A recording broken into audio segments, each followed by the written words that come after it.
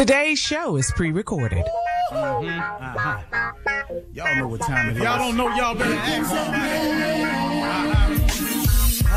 Hat on, suit on, looking like a dapper dog, giving them all dressed like $1 million bucks, things in its cuffs. Y'all tell me who could it be but Steve Harvey? Oh yeah, they're listening to me. Put your hands together for Steve Harvey. Put your hands together.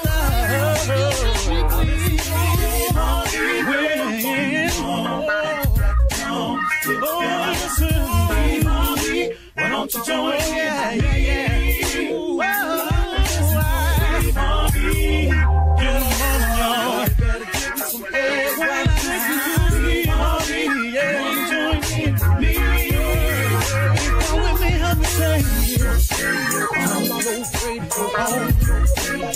You gotta turn it on, turn it on. Steve Harvey in the morning, y'all. You know y'all can hear me on. Turn it up. Steve Harvey in the morning, y'all. Yeah.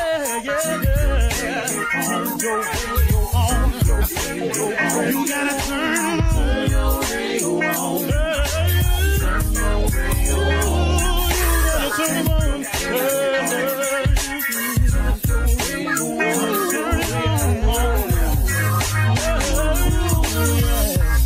Turn them out. Steve Harvey got to turn them out. Steve Harvey turn them on to the morning, y'all.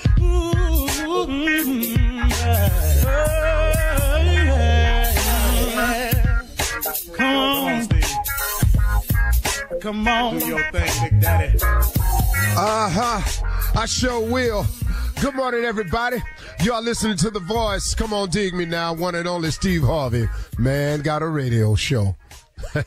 Real glad about it too. You know, I hope that God always keeps me in the frame of mind to try to be sharing and try to be motivational and uplifting, even when it's not felt or wanted by some people. I have people around me who seem to not benefit at all for anything, and I can sit with them and talk to them or take meetings with them to try to encourage them, and for whatever reason, you know, they want to just keep going the way they're going.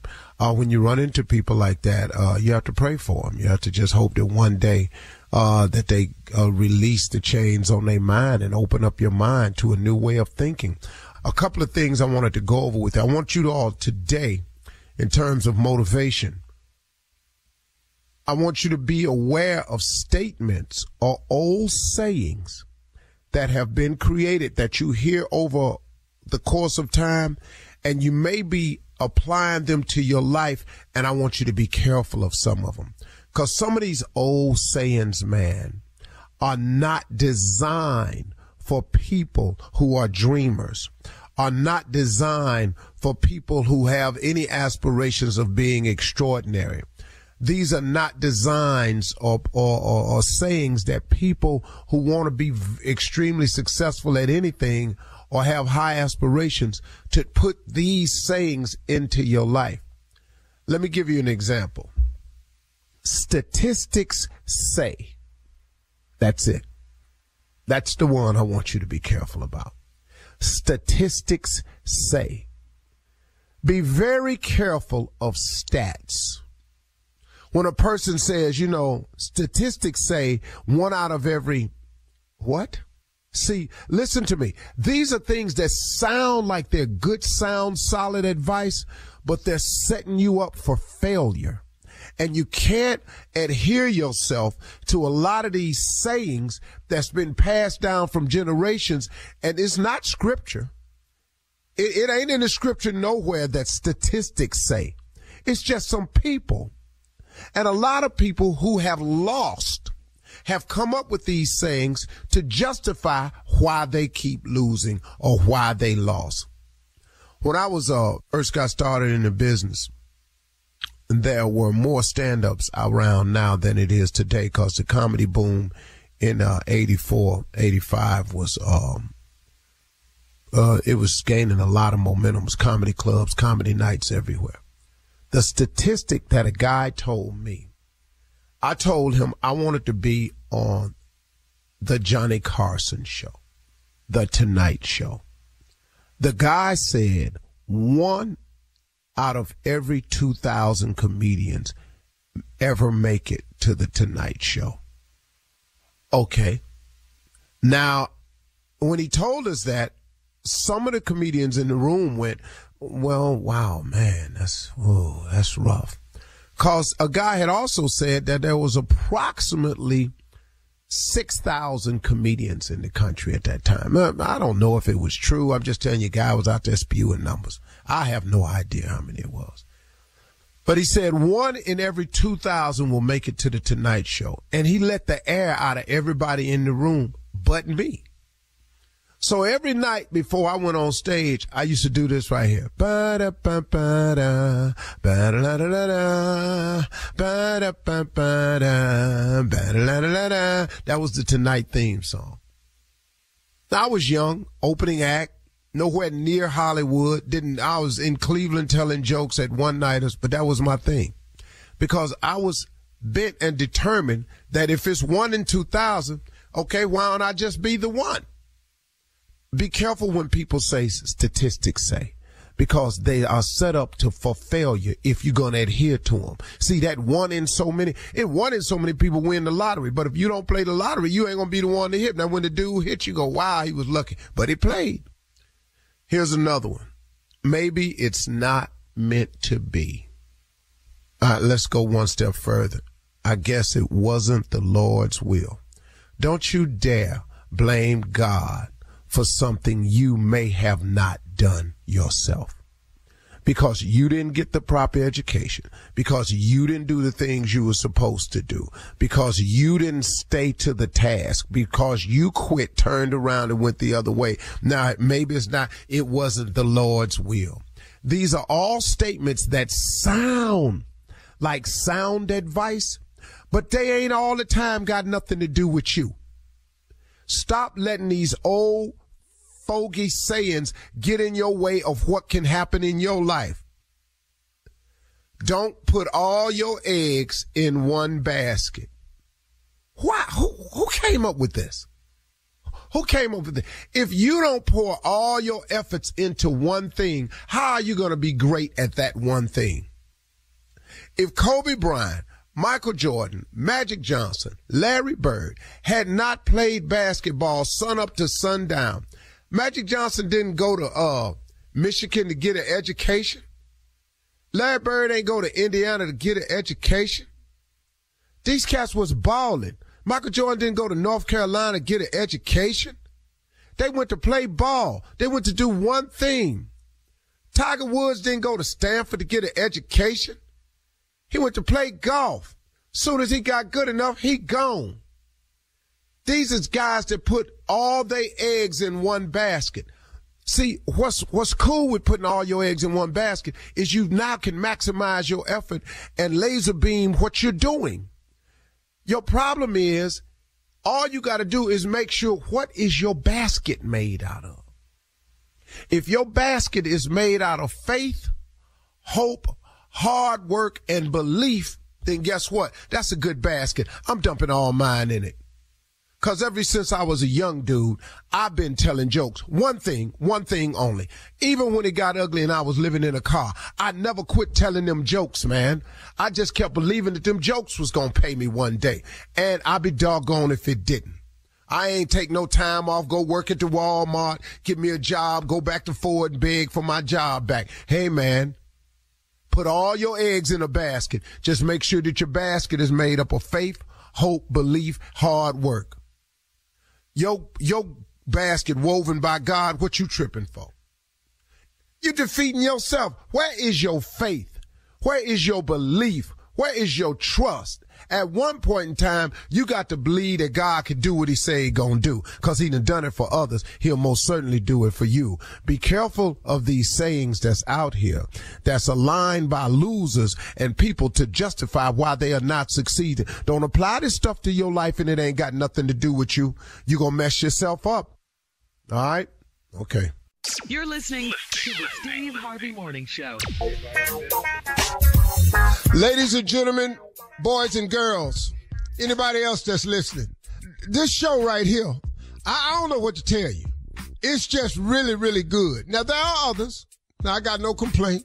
But if I had to pick one to listen to, I'd do what you doing this morning. Thank you. You made the right choice. Ain't no doubt about it. Ain't no doubt about it. Oh, you had a choice, but you picked us. So since you picked us, here we go. 1, 2, 1, 2, 3, 4. You picked us. We must be the one, 'cause you picked us. Ready to have some fun. You picked us. Wow, oh, wow. You picked us. 'Cause we must be the one, 'cause you picked us. Ladies and gentlemen, you picked us. That was the song of choice this morning. Why? I have no idea. Shirley Strawberry, Carla Farrell, Mississippi Monica, Junior, government name, Kill Lawan Space, owner of KLS Enterprises, and the legend that is Nephew Tommy. Ladies and gentlemen. Yeah. Junior, what's on your mind this morning? Can I talk to you about something, Monk? I just need a little bit of motivation, some understanding, real fast. We're coming to the close of the end of the year. What is it? We getting over to 2024. And I'm trying to figure out, when do we start putting the plan together for 2024? Do we start in 2024? Do we start now? Or how do we start setting these goals together for 2024? As soon as I think of something that needs to be accomplished or something I want to have on my wish list, I start the process immediately. I don't wait for resolutions or New Year's, and I start now. I've learned that delaying does exactly that. Delays. Why would you delay something that you want to happen? And once you start practicing the practice of procrastination, it takes root really fast. And next thing you know, you're looking for special days to do this, special moments to do that. And then you'll find out in life that there is no correct time to start except now. And it ain't no need of waiting on your ducks to line up, because they ass will not line up. Them damn ducks walks off in all kind of directions. These are not the ducks down at the Peabody in Memphis, I'm telling you. They don't get in that line. They don't come off that elevator and walk straight and get in that damn water. These damn ducks in life, they fly off. They go the other way. They go over there and get in somebody, get in white people cars. You be going, hey, you my duck. What your ass doing? Get out them white people's cars. So if you're waiting on your ducks to line up, man, stop doing that. Go now. I don't wait for resolutions. I've started everything that I want to, that I'm hoping for in 2024. I've already started fertilizing the seeds. What a great answer. That's how I do it, Junior. I don't wait on resolutions. It's fun to do them, because I don't know. It sound good, but if you're going to lose weight, see right now, like the big one in 2024 going to be to lose weight, but you finna pack on 15 up until then. You see how ignorant that is? You finna pack 15 on this month. All right. We'll come right back with more of the Steve Harvey Morning Show right after this. You're listening to the Steve Harvey Morning Show. All right, so Steve, let's talk about some of your favorite Christmas memories, and your favorite holiday tradition. I want to ask you. Oh, mine was like Poe memories. But they was good, though, because I didn't know. No different. Yeah. I figured this the way it was. Right. At everyone's house. Everybody get a gift. But as you sitting around think you finna open multiple packages. Just damn gift, man. But the tearing off of the wrapping paper, though, that's so exciting. Yes. Yeah. We're going to use that paper next year. Ooh, we had an auntie like that. Save that bow. I know, and my mom wrapped like the grocery store wrap. That was her thing. She loved gift. Oh, yes, she could. It looked just like it did at the department stores. My mom could wrap. Yeah, man. Girl, I got an easy bake oven one year. Oh, yes. Woo! Lord, with the light. If I'd have wrapped it, you'd have knew it. Because everything I wrapped was to the exact shape or whatever it is. What it was. You didn't put it in a box with some tissue paper? Dog, if you thought it was a truck, that's probably what it was. It was obvious. Remember going over there under the tree and just feeling on the gifts, trying to guess what it was? Shake them, man. If I wrapped it, you knew. Wow. Bottle of wine. I got it. Bowling ball. You know exactly what it is. Look like he gave Elle a baseball girl. I remember when I got a tape recorder one year. Oh, my God. That was always a good That was the beginning of my career right there. Right. Tape recorder, yes. Oh, I got a stereo. Rewind, fast forward. Yes. Good stuff. One of my most frightening Christmases was because of that tape recorder right there. Oh, yeah, what happened? You know the one where you press play and record? Play and record, yes, that's right. 2 fingers to get it done. Yes. My mama got me mine for Christmas. I took it upstairs and recorded Rudy R Mo's Signifying Monkey. God, dog. No, Steve, no. Way down in the jungle deep. That signifying monkey damn sure did. Got it. Walked through the trees and all up in here. That monkey. Boy. How old were you, Steve? I was in elementary school. He was cussing. He was cussing. 6 or 7. What did you know about Rudy R Mo? Well, my daddy and them used to play it. Oh, okay. And I used to sit on the steps in the hallway and listen to it. Be in the hallway hollering. Everybody had the albums, man. But I memorized the whole Signifying Monkey. And I could sound just like him. So when my mama got it, I went upstairs and I'm recording. Way down in the jungle deep. Man. Signifying monkey. You were looking in the mirror and everything. Cussing and everything. I'm talking about cuss just like that's when you first love. You fell in love right there. So everything going good. We go to church that morning. We come back. Couple of Sister Porter and Sister Arbell came over to see my mama. Sister Arbell. Wow. And they was in there in the living room, and I had my recorder on the coffee table because I saw a cookie on the dining room table. I went to get a matter of fact, a Rice Krispie square. And when I came back, my mama had the recorder in her lap. My stomach. Man. She said, what did they was all talking about, Sister Harvey, what is that? That's these new recorders that you buy. We bought one for Steve. And I'm just looking at her, man. I said, man.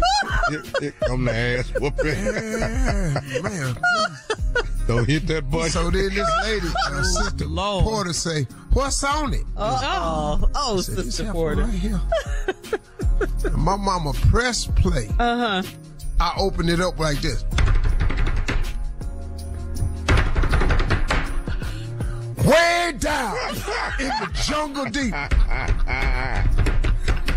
That signifying monkey. That didn't ever sleep. Yeah. I'm cussing and everything.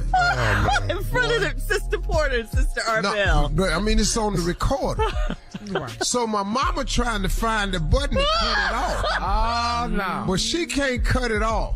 She can't control the volume or nothing. She steady hitting the play button. Well, that's already down. Oh, my goodness. And your baby talking. So the lady at the church say, ooh, that's Rudy R Mo. Oh, okay. Oh, she know. So I said, okay, that might help a little bit. She say, but who is it though? Oh, who's saying it? Yeah. Everybody looking at me. I'm just trying to figure out how I can make this recorder disappear. And make them forget what they heard. If I blink hard enough, if I stay here and look out the window, maybe they won't notice it's me. Man, I was sitting there in trouble. My mama finally cut that thing off. She said, boy, Lord Jesus, when your daddy get home. Oh, no, man. So they left. My daddy came home. She said, Slick, Listen to what this boy done put on his machine on Christmas. And she pressed play again.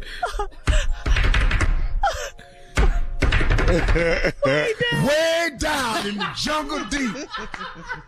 My daddy say, who is that? My mama say, that's your son. He said, boy. And then my daddy listening to it and he started smiling. Boy, that's you? Uh-huh. Yes, sir. I'm just shrinking. I'll tell you the rest of it when we come back. You're listening to the Steve Harvey Morning Show. All right, before we went to break, Steve, you were telling us a story about when your dad heard you recite Rudy R Mo on your brand new Christmas tape recorder. My mama waited till he come home on Christmas. Look at what your boy's doing. Yeah. So she pressed on.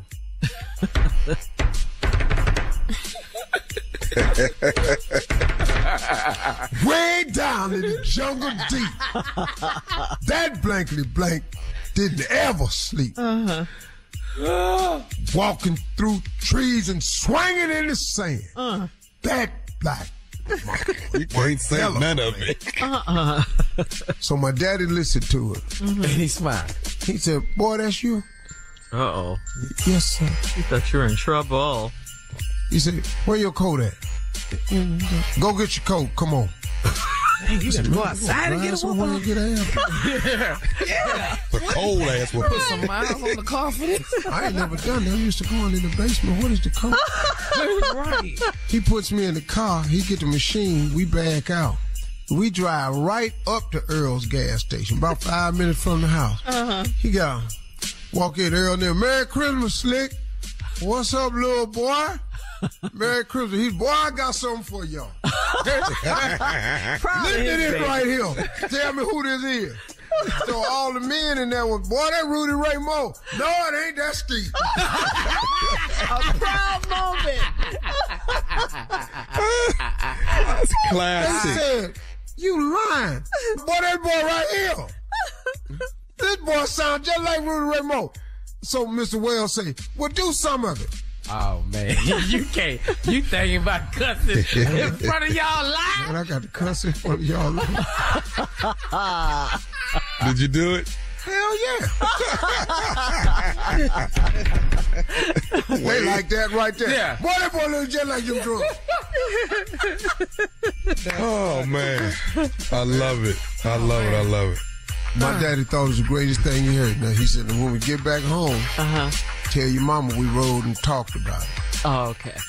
Well, you did. And I ain't gonna whoop you because it's on Christmas. Aww. Oh, so if it had been a 26, you'd have got toe up in there.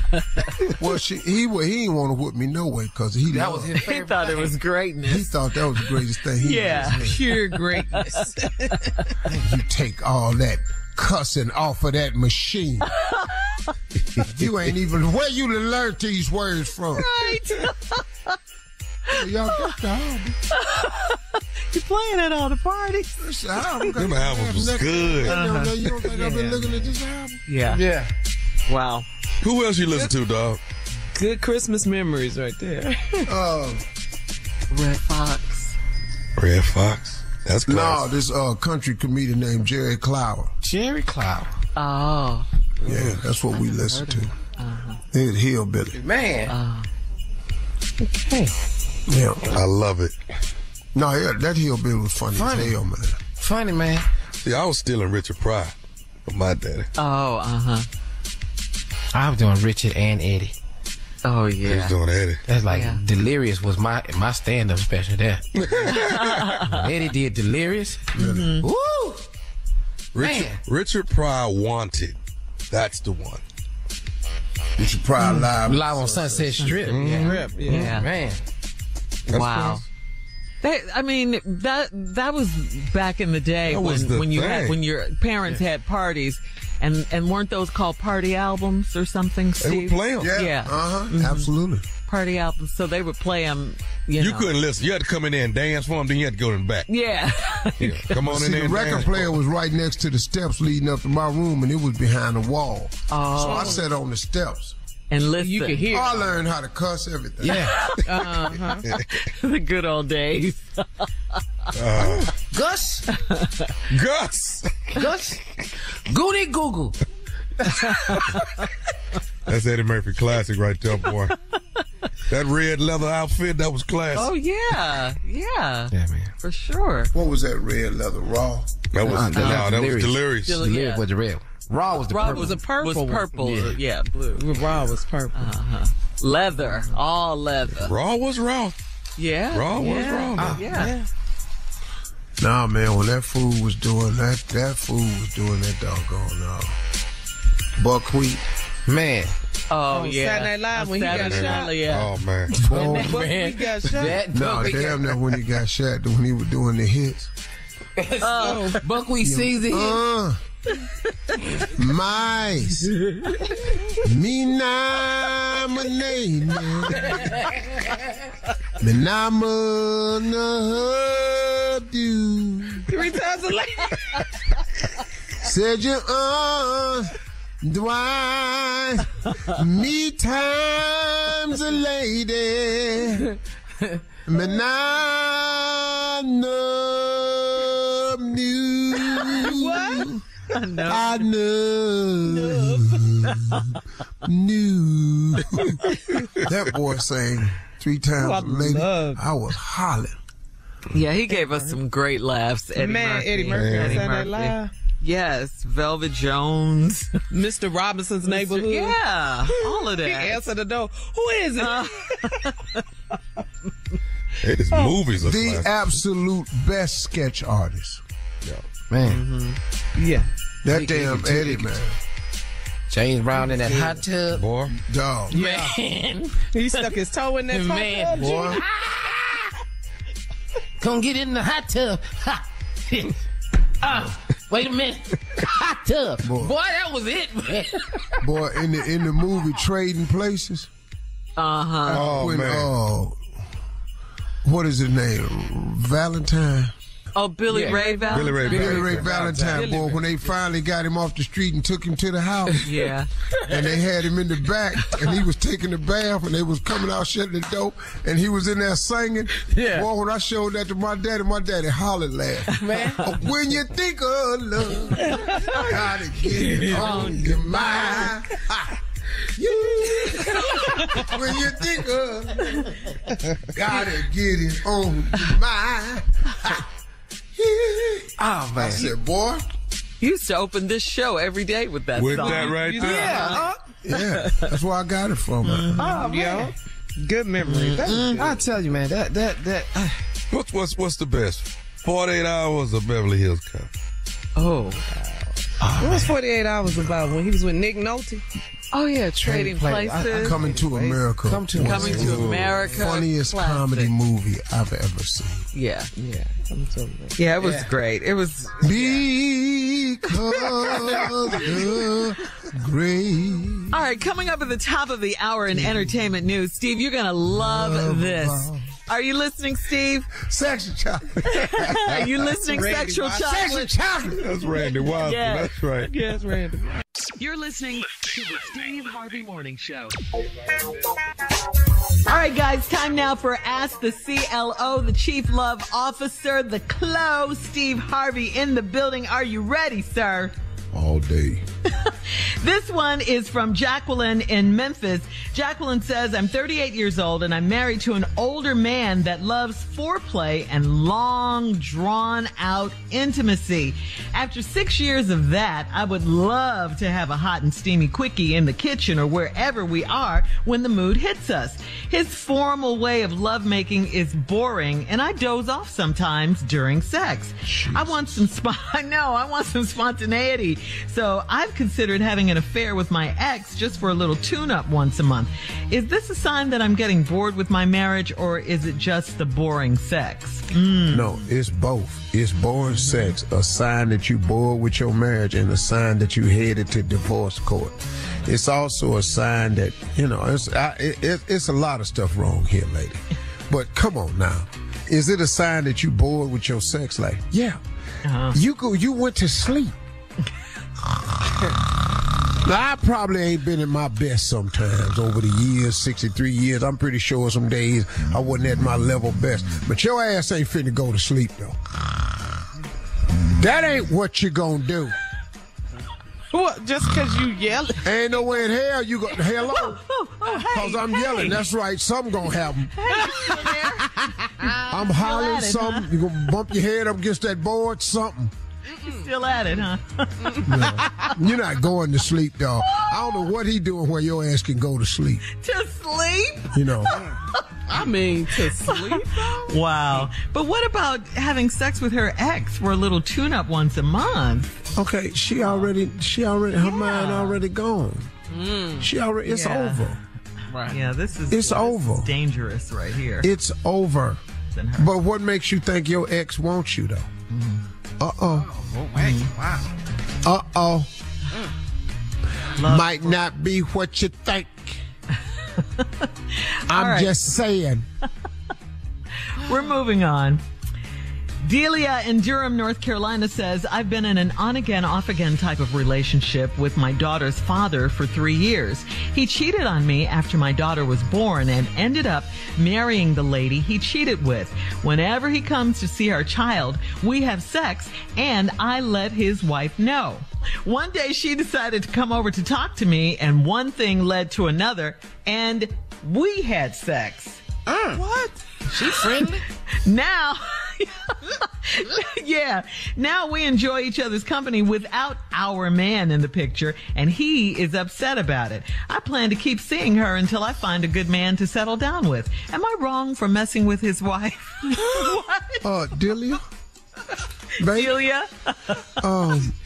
What's happening? What's the deal? Junior said she's friendly. I mean, when you called, you're in an on-again, off-again relationship, and when you go over your man's house, when your man come over your house to see y'all's baby, y'all have sex, and you call his wife to tell him, well, you told the wrong one this time, because she came over there and said, oh, that's what we doing? Okay. Oh, we having sex? Everybody? We cheat. Oh, that's what we doing? Well, how about some of this here? And then guess what you said? Well, how about some of that thing? Wait, one more time, that whole scenario. So this what happened right here. So you call, your man come over to the house, your daddy and your child. Yeah. And every time he come over, you and on again, off again, y'all have sex. Right? Yeah. So then you call his wife to tell him that y'all having sex. So then she come over to say, oh, okay. Oh, this is what we doing this here? Yeah. Oh, you want some of this here? And then you say, I'll try some of that there. And next thing you know, a little bit of this and a little bit of that. And y'all just all just rat-a-tat-tat. Come on, Sia. Now everybody up in here doing some of this and that. Now when your husband find out that y'all doing that, he want to know what happened to this. Whoa. But now ain't nothing happened to this. It's just we over here now, we doing that. Now he mad. But see, he the one over there doing all that. So then Delia said, well, we gonna do all this. Now Delia do with everybody. Obviously. I'd be scared to babysit at her house.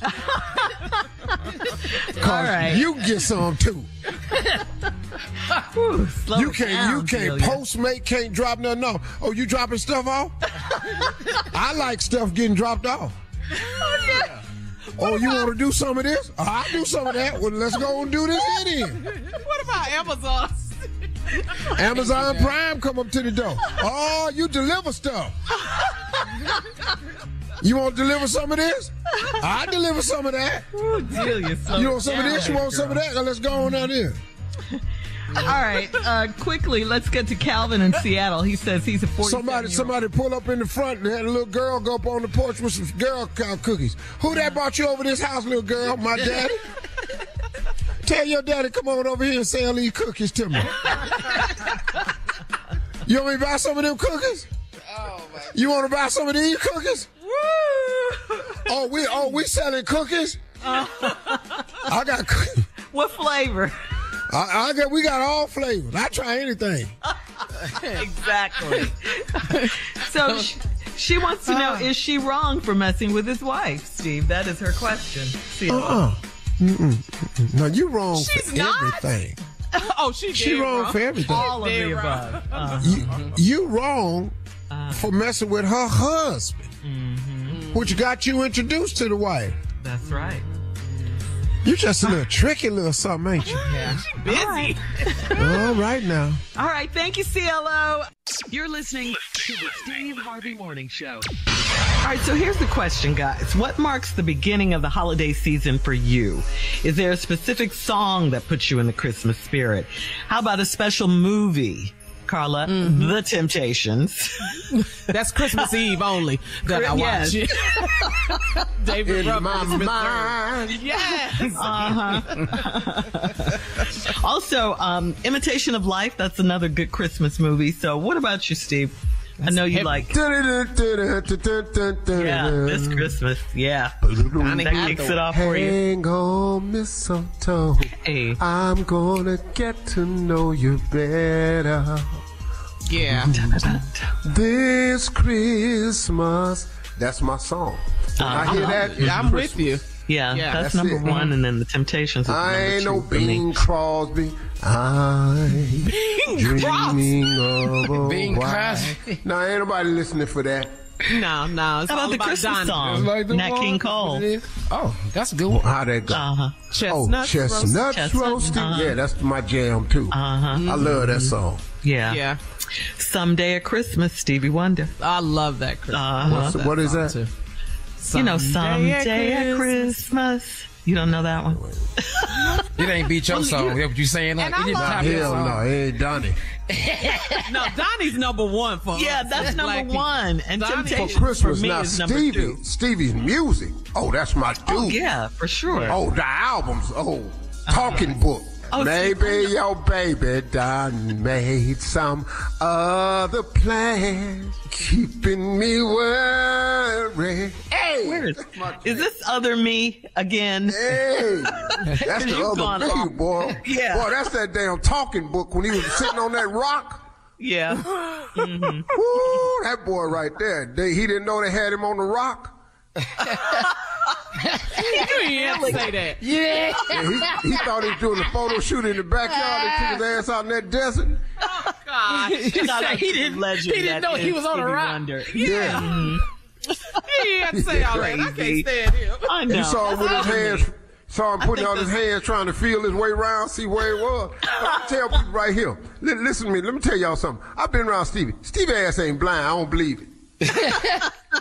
You always say Stop that. saying I that. told Stevie this blind, this a hoax. He'd have made a lot of money on it. Hey, listen to me. How is Stevie blind? You ain't never seen Stevie with a dog or a cane. He ain't never failed. It just blind ain't adding up to me. You don't never see him running up into nothing. He ain't got no dog nowhere. He ain't never had to unfold his stick. He get up and just be showing up places. I told Stevie this before. This all this a hoax. Hey, other me. We're moving on. I know his brother Milton be with him, but You're listening to the Steve Harvey Morning Show. It's Christmas time, right? And a lot of people take great pains to find the perfect gift for someone over the holidays because they want to treat their loved ones to something special.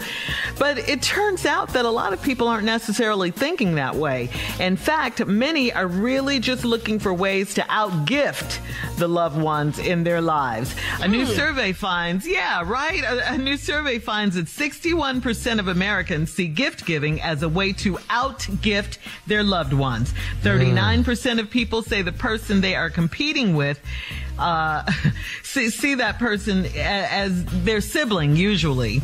I did. Other people, you did it. Other people try to outgift. That they try to outgift include friends or significant others. I can see that. Yeah. So I got to ask you guys, what is the worst gift you've ever received, and what's the best gift you've ever received, Jay? Oh, The worst gift I ever received was my kids, and they got together, all three of them got together and pitched in on this and gave me one pair of lime green socks. God. Now, That's gotta hurt. Lime green just started to get a little recognition back in the day. Lime is just starting to come out now. It wasn't a color. You're right. It wasn't worth a damn back in the 70s and the 80s. Lime walk around like it's bold. I'm like, is that lime? Yeah, all right, lime, I am. What about you, Junior? Oh my God, the worst gift. You remember back in school when you used to have to trade gifts, buy a gift, bring a gift? Oh, yeah. Secret Santa or whatever. Yeah, Secret Santas, yeah. I went and got this Michael Knight Rider remote control car. That's the gift I brought. Wow, you didn't have when I got my gift though limit? back, I just had Play-Doh. I could not understand. What the hell is this? And then the little boy said it can do a lot of stuff. He twisted it and just made a little man. I kicked that little man over. I don't want no damn Play-Doh. I want my car back is what I want. Yeah. Oh, my God. What about you, nephew? Mine is a little similar, Junior, because it was at school. It was in grade school. I think it's about 5th grade. And I pulled this kid's name, and he pulled my name. So, I done all my chores. I done cut some yards. I got him the G.I. Joe with the Kung Fu grip. I got him a good toy. Yeah. The Kung Fu, that's a real toy back in the day. You all didn't have price limits, huh? Man, let me tell you something. Yeah. Let me tell you something. He got me a coloring book that his ass had been coloring in. I whooped his ass in Miss Johnson's room. You hear me? My mama beat the hell out of me that day. They call that at the Mercedes dealership pre-owned. Not used. All through the book. First of all, it's a sorry gift, but you've been coloring in it already. And he all outside the lines, too. All outside the lines. Oh, God. That's hilarious. All right. What's the best gift? What's the best gift? Oh, man. Well, I can tell you the best gift I gave my mom, because I always competed against my sister. My sister, Oh, see? So the survey is correct. Okay. Correct. It's true. I remember one year my sister gave my mom, she said, I said, so what'd you give mom? She said, and this is the first time I ever heard my sister curse. She said, I gave mom $100. I said, I gave her a floor model color TV. My sister said, who is a Christian and don't cuss much at all. She said, I'll be damned. She said, what, Jay? I'll be damned. And that's a lot He for her. won. He won. That's great. What about you, Shirley? Let's see. The worst gift I ever got.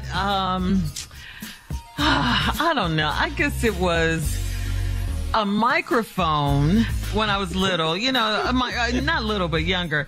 But it didn't work. I didn't get any batteries with it.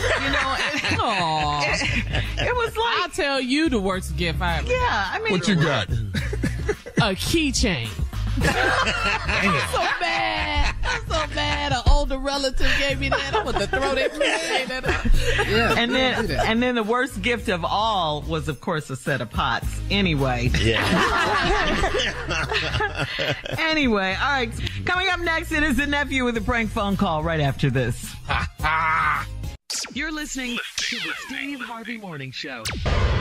Coming up at the top of the hour, right about 4 minutes after, it's my strawberry letter for today. The subject, behind the Christmas tree. We'll find out what's going on behind the tree in just a few. But right now, the nephew is here with today's prank phone call. What you got for us, Nav? The job offer.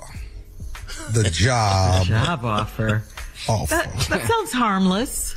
It sounds harmless, don't Yeah, the title is always harmless. it? Now, do you want to hear?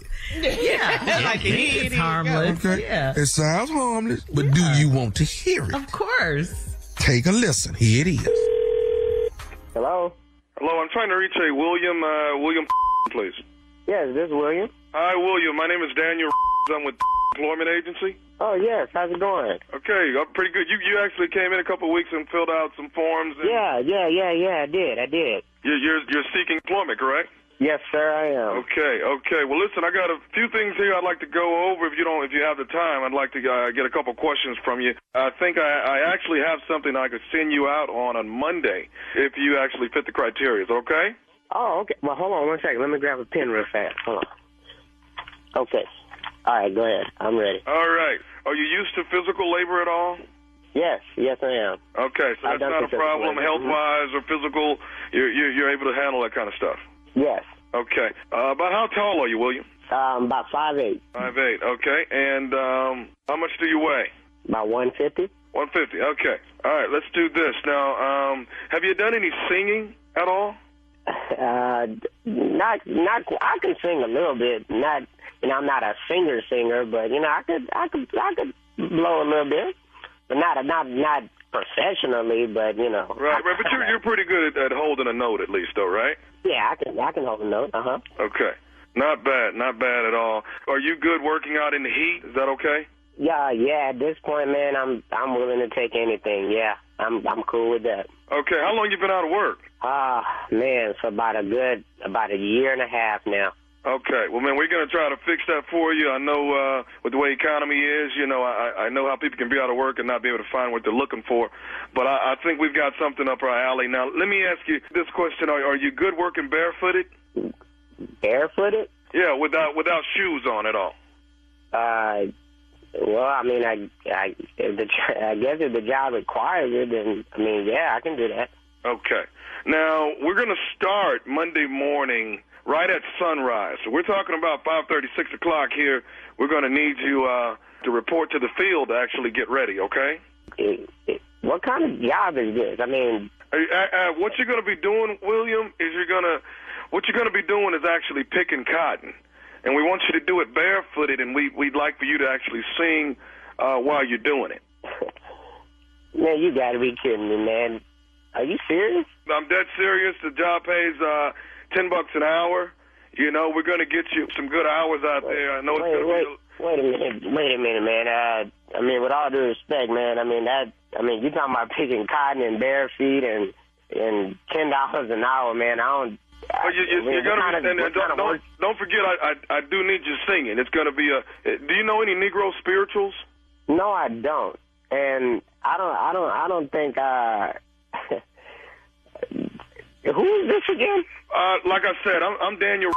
I'm one of the employees here. I work at employment agency. I pulled up your file and saw how long you've been out of work, and I've got something that I think you'll be perfect for. Okay, but what is this job really about? You're talking about picking cotton. Well, basically it's kind of like you're getting paid. The $10 an hour. You're probably going to get about 10 hours in a day. So you're going to make $100 a day. It's kind of like slavery, but it's not. Whoa! Hold up, brother. Hold up. Man, I didn't sign on for nothing like this, man. I'm thinking you guys are supposed to be helping me with a up-to-date job. Slavery don't even exist no more, man. It does not exist. We are going to pay you. You understand? But we do want you barefooted. You are telling me I gotta sing and walk barefooted, picking cotton, singing some slavery songs, bro. I don't do no like that, man. I'm voting, man. That slavery is over with, man. What the hell are you talking about? I can't believe. What did you say? Man, I'm thinking that you guys are going to be finding me a job. That's not a damn job, man. Regardless of how you like it, it's a job. Now, I need you to report 5 o'clock Monday morning out in the field with no shoes and ready to sing your song and pick. Man, I am not reporting no damn where at 5 o'clock in the morning at no damn field, brother. I don't know why you even calling me with this. Matter of fact, you know what? Go ahead and send my off, because I'll go over there and talk to these people in the beginning, because y'all need to be reported. Like I said, 5 o'clock in the morning, report. You don't have, if you can wear your shoes. Man, listen, Buck, listen to me. First of all, nah, my name ain't Buck. And matter of fact, what's your name? Because you know what? I will be at this tomorrow just to meet your because this don't make no sense, man. You calling my phone talking about some slavery work, man. You must be out of your mind talking this Are you looking for work or are you not looking for work? No, I'm not looking for that kind of work, dude. I mean, you calling my phone telling me about some slave work? It's work, though. You it's must work. be out of You're your going to get paid. Matter of fact, what is your name? What is your name? Daniel. You can kiss my okay? Listen, kiss my I don't want to go back and forth. I'm not doing no type of like that. Matter of fact, you out y'all there at 5 agency can o'clock. lose all my information. You're going to get your hang on. You're going to get your butt out there, and you're going to do what you need to do. Did you just say get my black? Well, you know what? I will be there. Put my down. Can I say one more thing, please? What the else you got to say, man? You done said a mouthful already. I got to say this. This is Nephew Tommy from the Steve Harvey Morning Show. Your wife, Katrina, got me to prank phone call you. What? The who? William, this is Nephew Tommy, man, from the Steve Harvey Morning Show. Man, I can't believe she done did some like that, man. And she know I'm looking for a job, man. I bet you won't be saying that when the bills come in next month. Hey, man, I'm 5'8", 150 pounds, but when I'm ready to get in your I will get all up in your I mean, and she know that. She know that. I mean, I would get her. Oh, man. I got one more thing I got to ask you, man. What is the baddest, and I mean the baddest, radio show in the land? Oh, man, the Steve Harvey Morning Show. Really? You said Buck. We all sat straight up. I said, oh, hell no, I'm going to kill this dude right here. I was thinking about killing you, Tommy. Buck. Hey, Buck. Well, you call me Buck, man. I ass going to be thumping. But you know, what kind of woman pranks a man who's out of work? I mean, come on, man. That's so heartless, isn't it, Jay? It's funny. I'm 5'8", 150, but I would get in your behind if I got to. But when you say, can you come barefoot? I don't know what it is. Oh, man. Can you sing? Yeah, can you Sing. That's it right there. You know, Well, you know some spirituals. I can blow a little bit. I ain't really no professional, but And it just goes to show how bad he really need a job, because everything you said up, you're like, I sing a little bit, you know. He's trying to figure out what kind of song. Am I going to be doing? Delivering telegrams? What is I going to be saying? Thinking I'm doing. Barefoot. Well, if the job called for, I'm going to be smashing grapes. I know this brother here was spinning. We making wine? What we We doing? on the trampoline. What is we doing? really, Tom. Buck. Oh, okay. You trying to get your ass no, moving you now. said get your black, make sure you have your black. Oh, yeah. I think that was another one, Jay. Yeah, Jay. Oh, man. Oh, that was great, man. I love my people. I love them to death, boy. They are the truth. Truly the truth. I know some people, dog, had you had put that phone call in, you probably couldn't have had enough bleeps. Coming up next is my strawberry letter subject behind the Christmas tree. We'll get into it right after this. You're listening to the Steve Harvey Morning Show. Well, now it's time for today's strawberry letter. And listen, if you need advice on relationships, dating, work, sex, parenting, and more, please submit your strawberry letter on SteveHarveyFM.com. That's where you do it, and all you have to do is just click submit strawberry letter. We could be reading your letter live on the air, just like we're going to read this one right here, right now. And you never know, it could be yours. You never know. Buckle up and hold on tight. We got it for you. Here it is, the strawberry letter. Thank you, Nephew. Subject behind the Christmas tree. Dear Stephen Shirley, I've been married for 14 years and I have a busy schedule as a high school basketball coach. After years of marriage, my wife still doesn't get how stressed I am around this time of year, and she'd been pressuring me to buy a Christmas tree and have it up by December 1st. I missed her deadline because of my schedule. This past Saturday, I left for practice and she said she picked out a tree online and it was going to be delivered later that day. I knew it didn't sound right, but I didn't really care at that point. Around noon, one of my players got sick, so I canceled the practice. I intended to go home and help out with the Christmas tree. I drove up and my daughter was outside shooting hoops with her friends. She said her mom and Mr. Tim were inside putting up the tree. The only Tim I know is my wife's ex-boyfriend that drives a truck like the one in front of my house. I walked in and my wife was disheveled and acting jumpy. I hugged her and I could smell cologne all over her neck. I pulled her with me as we went to look at the tree, and I asked where Tim was. She said Tim was behind the tree, securing it to the base. I walked over to Tim, I tapped his foot, and I told him to come out and leave my house. Tim said he was just helping out since I was too busy to do what needed to be done. I was ready to fight, but my wife grabbed me as Tim walked out. She said it's my fault and I shouldn't be upset. I told her she's foul for having her ex in our house. She doesn't see the situation from my point of view, so I'd love to invite my ex-girlfriend over and ask her to bring me one of her amazing chocolate cakes. I wonder if my wife will get it then. I'm very vindictive. Should I do it or not? Whoa. Well, while, we all know that two wrongs don't make a right. We know that. But this does sound like a case of I can show you better than I can tell you. And since your wife seems to have no remorse about anything that happened, having this other man over there and all that, I wouldn't be mad if you did invite your ex and her amazing chocolate cake, although I'm sure she wouldn't get past the front door. But, wifey was just way out of line here. And her ex, Tim, was oh so disrespectful when he said he was just helping out because you were too busy to do what needed to be done. How could he fix his mouth to even say that in your house? So, let's see how your wife would like it if the situation were reversed. And we all know she wouldn't. She wouldn't like it one bit. But we don't like her attitude. We don't like the fact that, she thinks this is okay.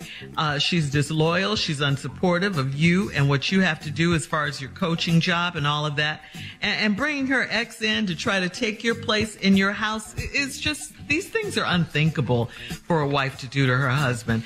So, yeah, in this case, I wouldn't be mad. You said, should you do it or not? I wouldn't be mad if you invited her and got some cake and all of that. See how your wife liked it. Steve? This letter's stupid, crazy. Damn. Childish. Been married 14 years. You're a high school basketball coach. This is why I lost it in the letter. After years of marriage, my wife still doesn't know how stressed I am around this time of year. And she's been pressuring me to buy a Christmas tree and have it up by December 1st. Now, I'm going to assume that you mean you're under pressure this time of the year because of your basketball schedule and maybe playoffs or something like that.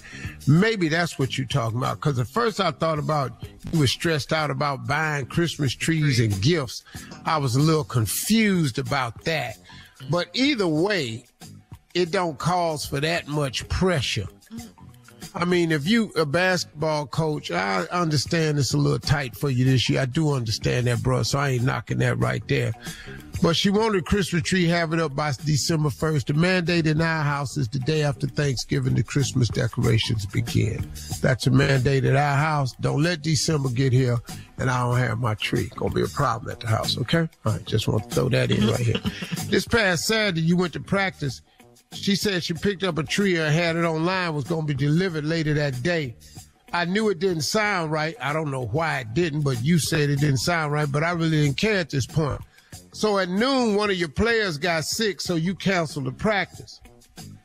I intended to go home and help out with the Christmas tree. I drove up and my daughter was outside shooting hoops with her friends. She said her mom and Mr. Tim was inside putting up the tree. Now, right here, let me show you where this letter has to turn for me. The only Tim I know is my wife's ex-boyfriend that drives a truck like the one in front of my house. Now, right there, I'm no longer walking into the house. I'm rolling up into the house at top speed. Right. I ain't open the door. I'm kicking the door in. That's where we at right now. I walk in and my wife was disheveled and acting jumpy. I hugged her and I could smell cologne all over her neck. Let me stop this letter right here. Because what's happening at this point in the letter, there's no more typing at this point. You're done with all of that. We're now in the process of a crime being committed. When we come back, I'll share with you the crime and the amount of time that I'm receiving in front of the judge. Thank you. All right. You heard it from Steve's own mouth. We'll have part 2 of his response coming up at 23 minutes after the hour. Today's Strawberry Letter subject behind the Christmas tree. We'll get back into it right after this. You're listening to the Steve Harvey Morning Show. All right, come on, Steve. Let's recap today's Strawberry Letter subject behind the Christmas tree. This man, a basketball coach, 14 years, been married 14 years. He disheveled this. I mean, he's a little under pressure this year because of the playoffs in basketball. And his wife wants to have a Christmas tree up by December 1st. He's under too much pressure to worry about a tree, but so she orders one online, said it'll be here by noon and delivered. He said, okay, he going to go to practice, find out one of the players is sick. So he cancels practice. Obviously, this is a star player. There ain't no need of running this offense because you got the whole offense running through this boy because you got Michael Jordan on your team. You don't give a damn about these other 4 kids. If he's sick, you ain't got a chance winning this damn game, no way. So let's just cancel practice. So you go home and decide that you're going to help put up the Christmas tree. You pull up and your daughter outside shooting hoop with a girlfriend and say, where your mom at? Your mom in the house with Mr. Tim putting up the tree. Then you say the only Tim you know is your wife's ex-boyfriend who drives a truck just like the one in front of your house. Something's about to happen. I'm not walking in the house. I'm running. I'm not open doors. I'm kicking them in. But he strolls on up in there. I walked in and my wife was disheveled and acting jumpy. So I hugged her and I could smell cologne all over her neck. I pulled her with me as we went to look at the tree and I asked her where Tim was. She said Tim was behind the tree. Now, let me tell you something. This is the exact place that the police would have found Tim. Yeah. If we was at my house. Right. Behind the tree. Behind the tree. Yeah, that makes sense. Because that's where I done busted Tim's head open. Yeah. And Tim would have been behind that same damn tree. So she said he was behind the tree securing it to the base. I walked over to Tim and tapped his foot. See that right there? That's not happening. I'd have stomped his foot, broke his ankle. So when we start fighting, he'll be on one leg. Yes. That's how I'd have started. Get the advantage. Because we gonna fight. Huh? You want to get the advantage. Yeah. So I tapped his foot, told him to come out and leave my house. Tim said, this is what Tim said, he was just helping out since I was too busy to do what needed to be done. Now, how does Tim know this? Yeah, about my house. Because she's been sharing y'all's marital business with Tim. How does Tim feel comfortable enough to come over your house to put up a tree? Why is Tim talking back to me after I done just tapped him on his foot? Then you said, I was ready to fight, but my wife grabbed me as Tim walked out. Another question, how is Tim walking out of this house? Now, Tim is going to leave this house, but walking will not be how he leaves. I have some options, and it's only 2. You'll be leaving this house on the gurney, or you'll be leaving this house in the body bag. But either way, you can't walk on the gurney, and you can't walk once they zip up the body bag. That's how Tim lived in my house. So I don't know how Tim, punk ass, then walked out the house. And my wife ain't strong enough to grab me and keep me. Marjorie can't keep me from kicking a man's ass if that's what I'm finna do. My wife not that strong. My wife has seen me mad one time since we've been married. I mean, really, really mad. She said, Steve, I don't know what happened. You swole up. You swole up. I had to get all the workers out this house. Okay, cool. But now you understand what I'm capable of. So now, why Tim is walking out of his house, I know. And she said it's your fault and you shouldn't be upset. I told her she's filed for having her ex in our house. I don't know how y'all having this conversation. She doesn't see the situation from my point of view. I'd have gave her another view of Tim. Anyway, you'd have found out that Tim can't fight. You'd have found out Tim ain't all that. You'd have found out Tim little punk. You'd have found out a lot of stuff about Tim that day. So you'd hang your hat on your little ex. You'd have found out why he your ex. See, that day. She doesn't see the situation at this point of view. So I'd love to invite my ex-girlfriend over and ask her to bring one of her amazing chocolate cakes. I wonder if my wife would get it then. I'm very vindictive. Should I do it? Now, women ain't as stupid as men, dog. So I'm pretty sure this woman gonna have a lot of questions when you ask her to bring one of these delicious chocolate cakes over your house. Why don't your funky ass wife make you a chocolate cake? Since that's who you married and you didn't marry me. So I wouldn't call your ex-girlfriend talking about no damn cake, because you finna get way more than cake.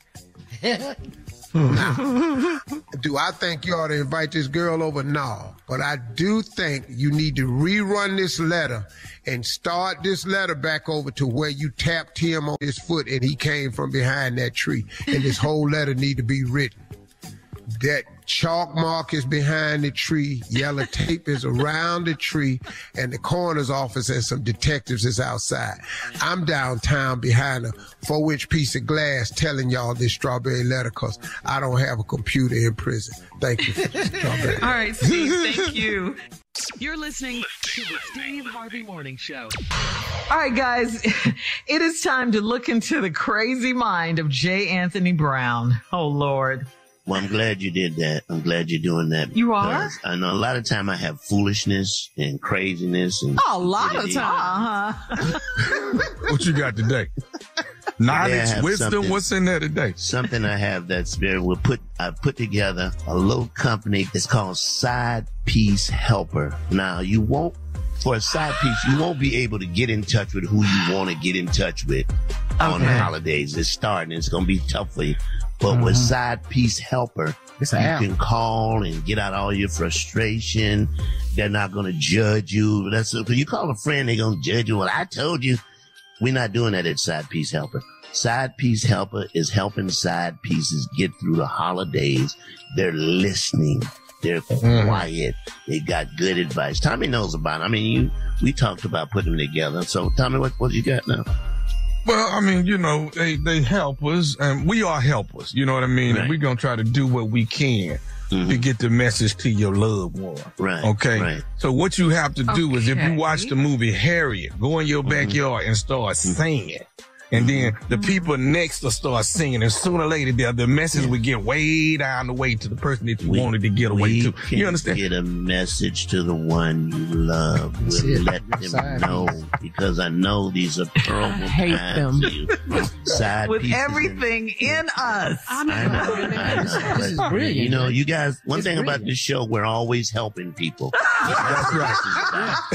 That's right. That's what this is about. It's brilliant. We don't leave nobody out now. Yeah, we kept it. We helped get them to the polls, and now this. Yeah, wow. We helped. Wow. This is ball up in a knot time. This is time you ball up in a knot. And You didn't tell them, Jay, about the Sidepiece Helper mobile app? You didn't tell them? Yes, go to the app.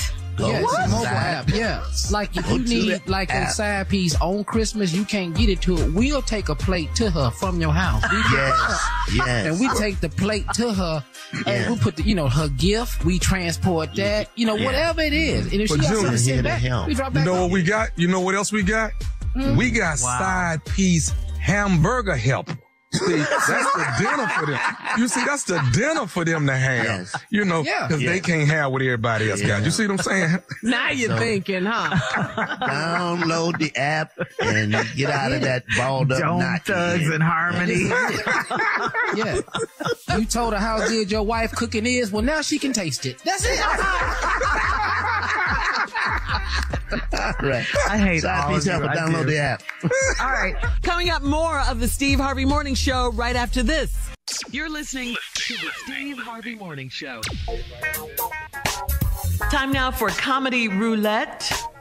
Steve, you want to explain it? No, it's just us. They're going to just spin the wheel, come up with a subject, and we're going to write jokes on it. Right, here we go. Here are the subjects. Crazy names for a horse as they win the race. And the winner is... ... Mm-hmm.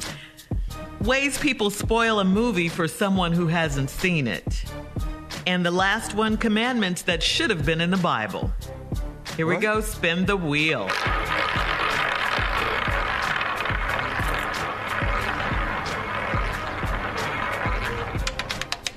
Oh, interesting. It stopped on commandments that should have been in the Bible.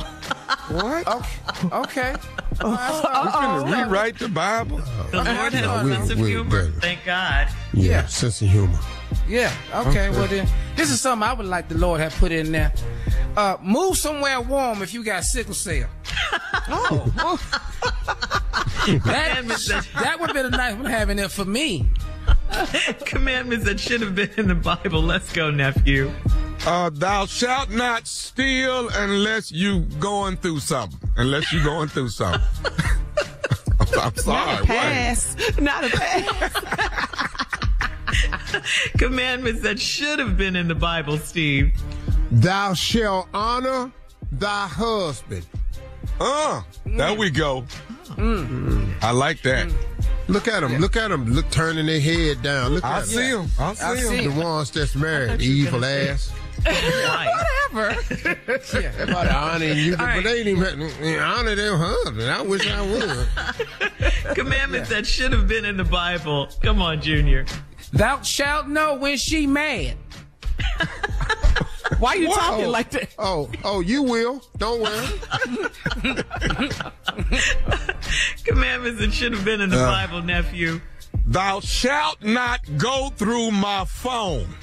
Ever. Yeah. Why? Yeah, because they had phones back then, right? Commandments that should have been in the Bible, Steve. Child support should be cut in half. Mess. Commandments that should have been in the Bible, Junior. She should pay for at least one meal a year.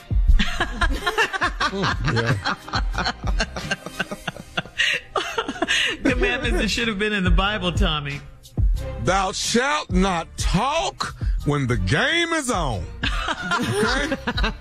That's a big one. Thank you. Commandments that should have been in the Bible. Game.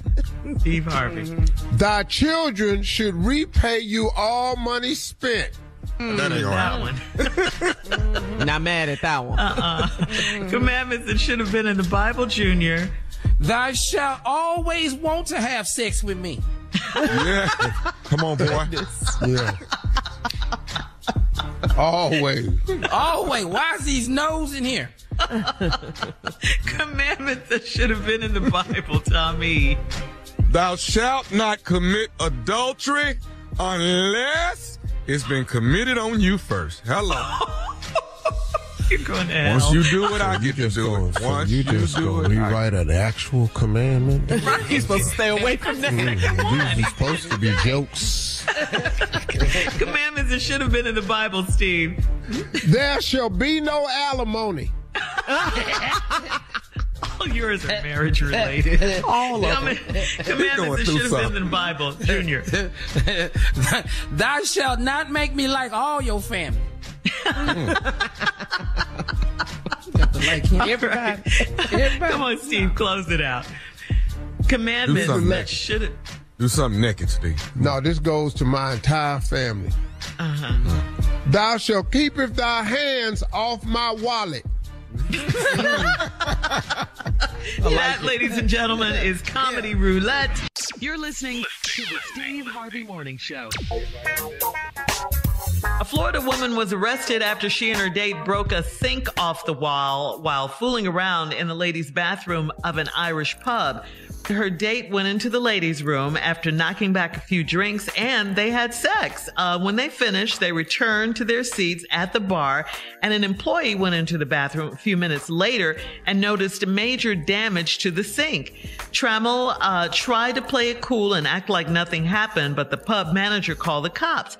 Trammell had to confess to getting busy in the bathroom, and she was taken to jail. However, her accomplice was not arrested. Yeah. Why? Because they were in the ladies' room? But listen, the best sex is at restaurants. They got the best bathroom. They really do. What? Where? Public bathroom? What? Where? So you've got y'all ain't been in them. Y'all ain't been in them unisex bathrooms. Y'all ain't been in there. No. I'm the only one that did it in there. Or you could be the only one living in a house you're not comfortable with. But you got to do it in the bathroom with dinner. Hell, we got to go all the way down to the damn restaurant. We got to go to Applebee's before we can have sex. Not Applebee's. We Do not it at comfortable in the Applebee's. house. That's a different kind of bathroom. You need to go like a Mastro. That's a bathroom right there. You got a man working in the bathroom and everything. He give you towels and soap. You ready? Yeah, ready to go. All right. Okay. We're moving on. We'll have more of the Steve Harvey Morning Show coming up right after this. You're listening to the Steve Harvey Morning Show. All right, so here's the question, guys. What marks the beginning of the holiday season for you? Is there a specific song that puts you in the Christmas spirit? How about a special movie? Carla, The Temptations. That's Christmas Eve only that I watch. Yes. David In my mind. Yes.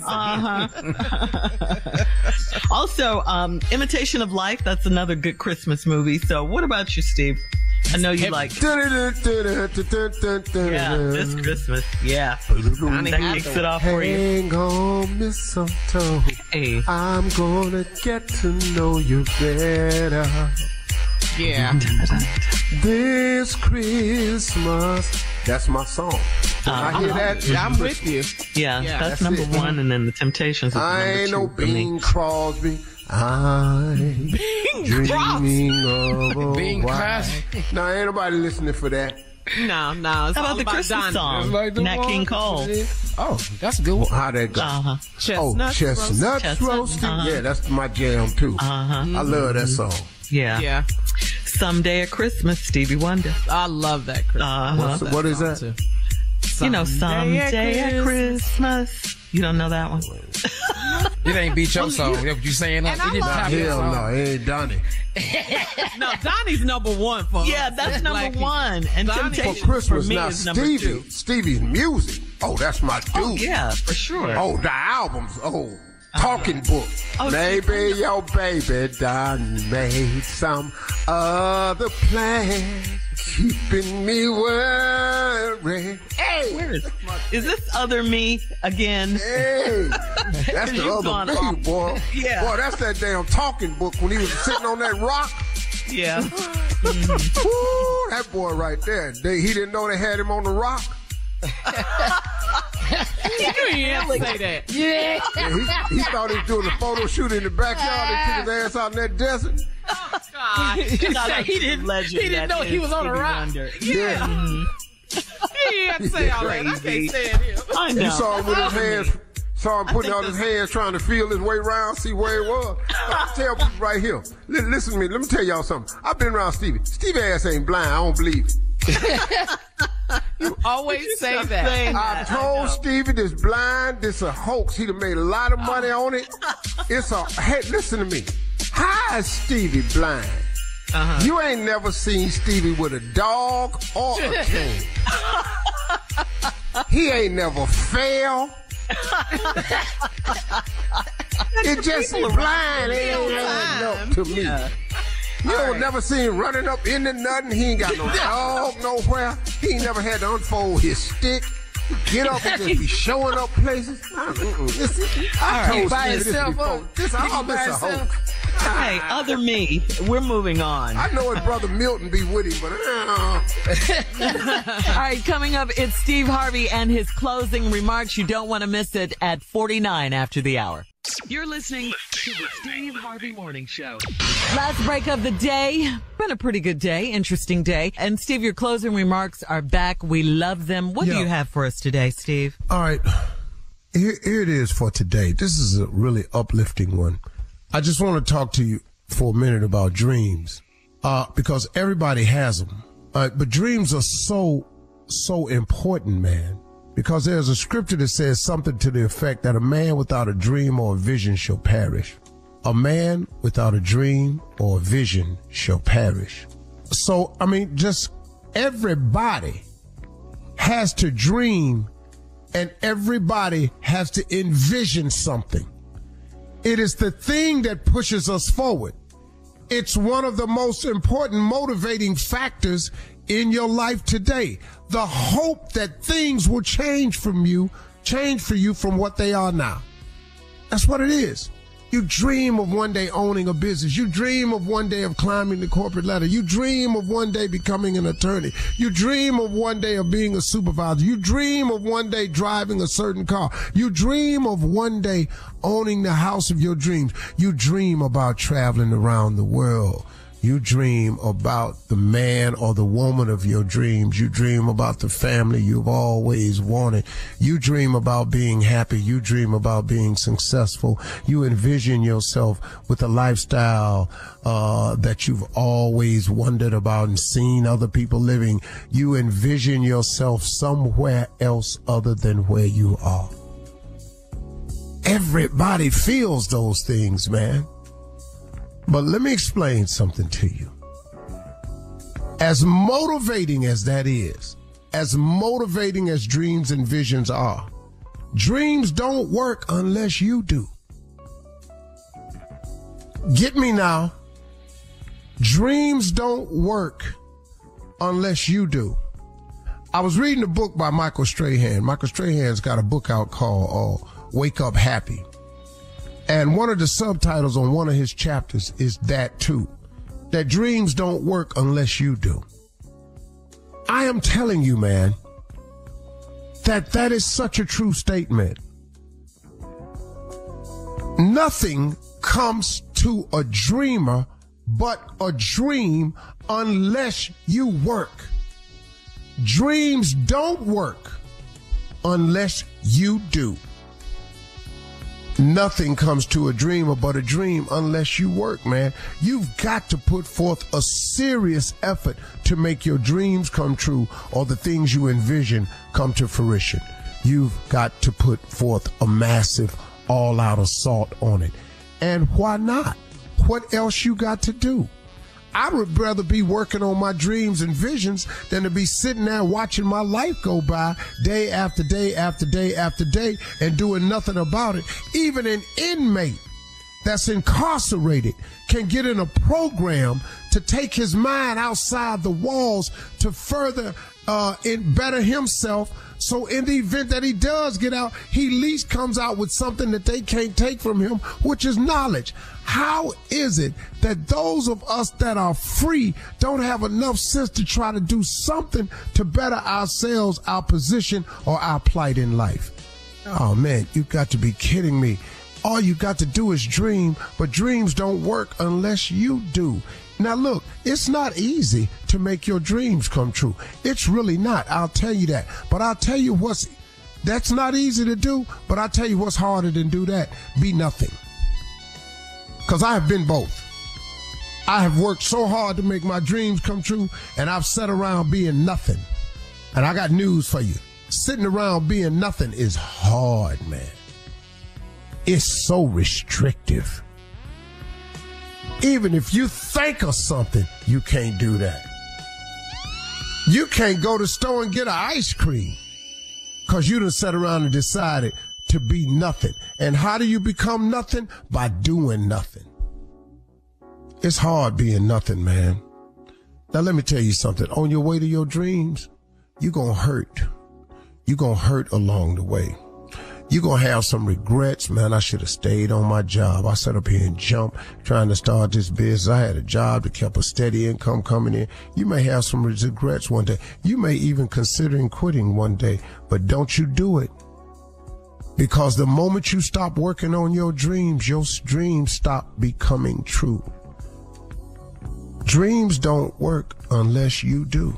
If you worked as hard on your dreams as you do on your job, do you imagine what you'd have? Can you possibly imagine what you'd be? That's what I always used to say to myself. Why am I working this hard for somebody else when I can work this hard for me? Now, I'm not knocking a job. That's not what I'm saying. Because sometimes you got your dream job. Sometimes you got the job of your dreams. I applaud you. I'm just talking about your dreams, though. If you dream of something other and more than that, when you gonna go? Now, if you got your dream job, clap, clap. And there are millions of people who are working their dream job, or they're working a job that can get them to their dream. So this is not an anti-working statement. This is just about what it takes to make your dreams come true.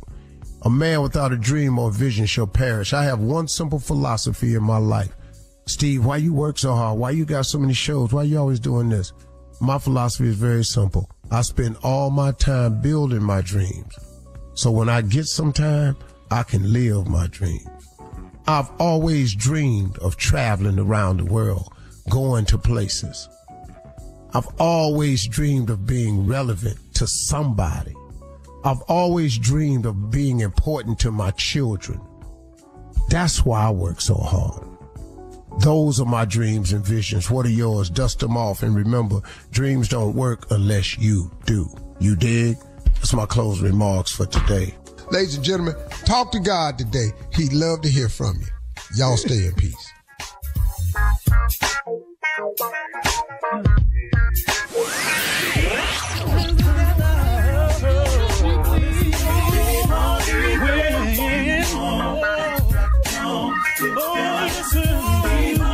For all Steve Harvey contests, no purchase necessary, void where prohibited. Participants must be legal U.S. residents at least 18 years old unless otherwise stated. For complete contest rules, visit SteveHarveyFM.com. You're listening to the Steve Harvey Morning Show.